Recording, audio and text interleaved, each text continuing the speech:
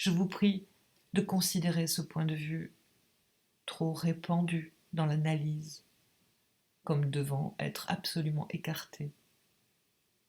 Le malaise dans la civilisation est une œuvre absolument essentielle, première dans la compréhension de la pensée freudienne, dans la sommation de son expérience.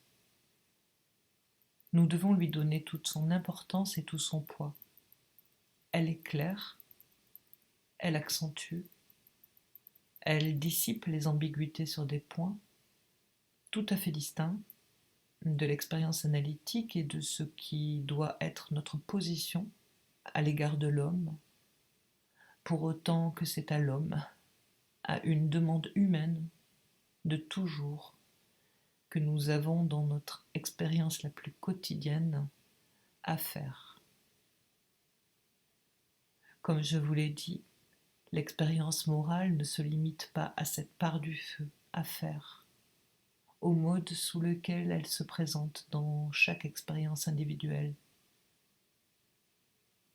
Elle n'est pas liée uniquement à cette lente reconnaissance de la fonction, qui a été définie, autonomisée par Freud sous le terme de surmoi, et à l'exploration de ces paradoxes, à ce que j'ai appelé cette figure obscène et féroce, sous laquelle l'instance morale se présente quand nous allons la chercher dans ses racines. L'expérience morale dont il s'agit dans l'analyse est aussi celle qui se résume dans un impératif original qui est justement celui proposé par ce qu'on pourrait appeler dans l'occasion l'ascèse freudienne.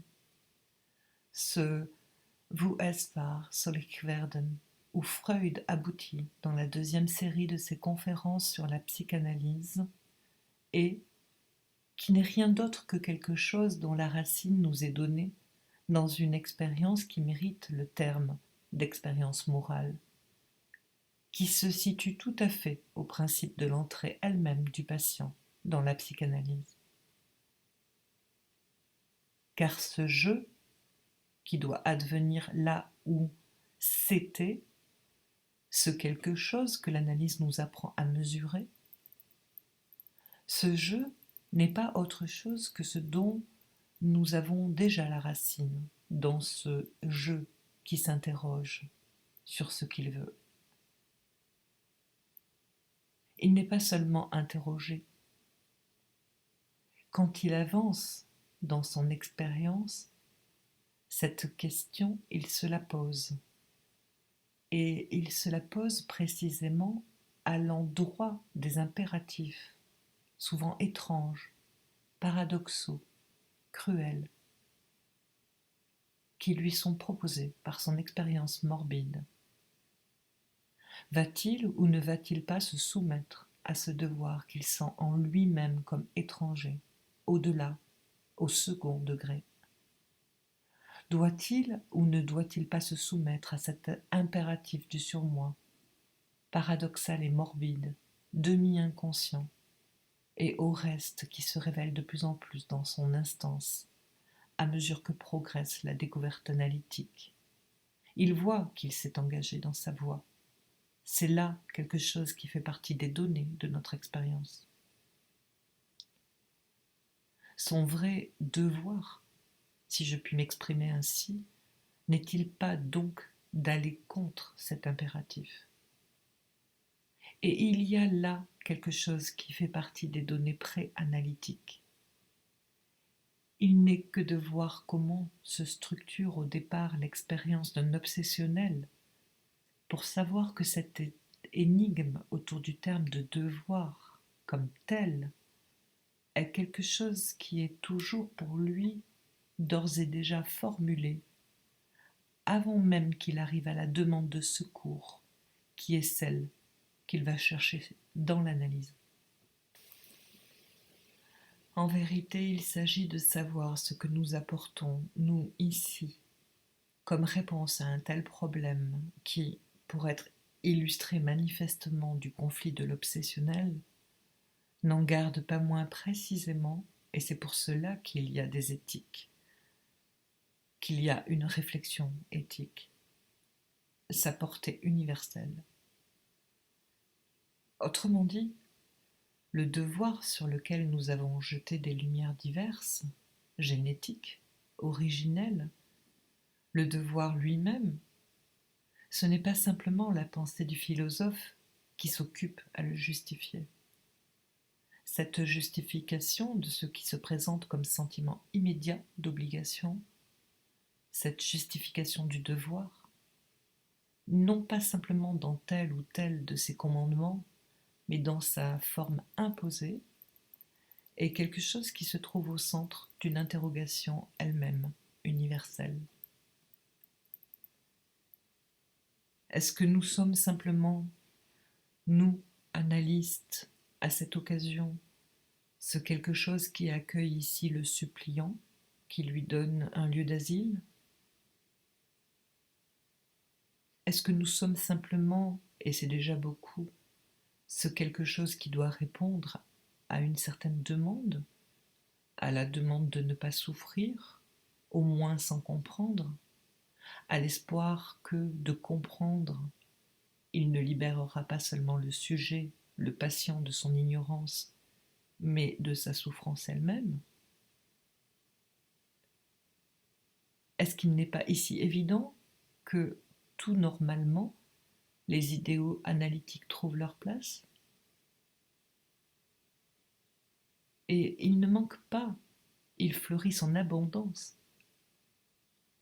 Les mesurer, les repérer, les situer, les organiser, sera une part de notre travail. Pour en nommer 3 de ces idéaux, de ces valeurs, comme on dit dans un certain registre de la réflexion morale, qui sont celles que nous proposons à nos patients et autour de quoi nous organisons l'estimation de leur progrès, la transformation de leur voie en un chemin, ce sont l'idéal de l'amour humain. Je n'ai pas besoin d'accentuer le rôle que nous faisons jouer à une certaine idée de l'amour achevé. Vous le savez, c'est là un terme que vous devez avoir appris à reconnaître, et non pas seulement ici, puisqu'à la vérité, il n'y a pas d'auteur analyste qui n'en fasse état.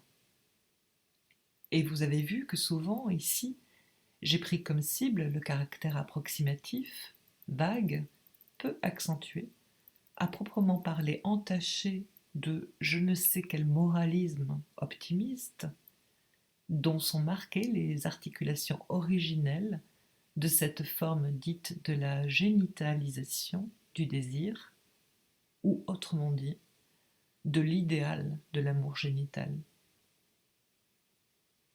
Cet amour, qui est censé modeler à soi tout seul une relation d'objet satisfaisante, cet amour médecin, dirais-je, si je voulais accentuer dans un sens comique la note de cette idéologie, cette hygiène de l'amour, dirais-je, très précisément pour situer ici ce à quoi semble se limiter le champ de l'ambition analytique, je dirais qu'il y a là une question sur laquelle nous ne nous étendrons pas à l'infini, puisqu'à la vérité, je la présente sans cesse à votre réflexion, à votre méditation, depuis que ce séminaire existe. Mais enfin, peut-être, pour lui donner un point plus accentué et remarquer en somme qu'il semble y avoir une espèce de fuite, de dérobade de la réflexion analytique devant ce champ du caractère de convergence de toute notre expérience, ce caractère de convergence n'est pas niable, mais il semble aussi que l'analyste semble retrouver là une limite, un point au-delà duquel il ne lui est pas très facile d'aller. Dire que les problèmes de l'expérience morale sont entièrement résolus concernant quelque chose que nous pourrions par exemple appeler l'union monogamique serait, je crois, une formulation tout à fait imprudente excessive et inadéquate. Pourquoi en somme dans un domaine dont on peut dire que l'analyse, en la mettant au centre de l'expérience éthique, apporte une note originale, une note certainement distincte du mode sous lequel l'amour, jusqu'alors, a été employé par les moralistes, les philosophes, comporte une certaine économie de la relation interhumaine. Pourquoi l'analyse, qui a apporté ici un changement de perspective si important, n'a-t-elle pas poussé les choses plus loin dans le sens de l'investigation de ce que nous devrons appeler une érotique à proprement parler? C'est là certainement une chose qui mérite réflexion. Ai-je besoin de dire qu'à propos de ce que j'appelle les limitations ou la non-existence érotique analytique, quelque chose comme ce que je suis avoir mis à l'ordre du jour de notre prochain congrès, la sexualité féminine, est un des signes les plus patents dans l'évolution de l'analyse de cette carence que je désigne dans le sens d'une telle élaboration.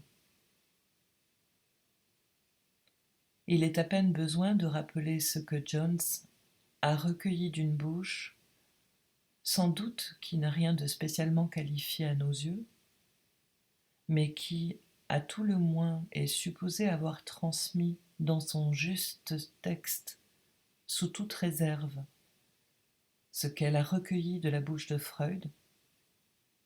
Jones nous dit quelque part avoir reçu de cette personne, et il s'agit de Marie Bonaparte, de cette personne la confidence qu'un jour Freud lui a dit quelque chose comme ceci. Après quelques 30 années d'expérience et de réflexion, il y a toujours un point sur lequel je reste sans pouvoir donner de réponse. Was will das Weib? Qu'est-ce que veut la femme?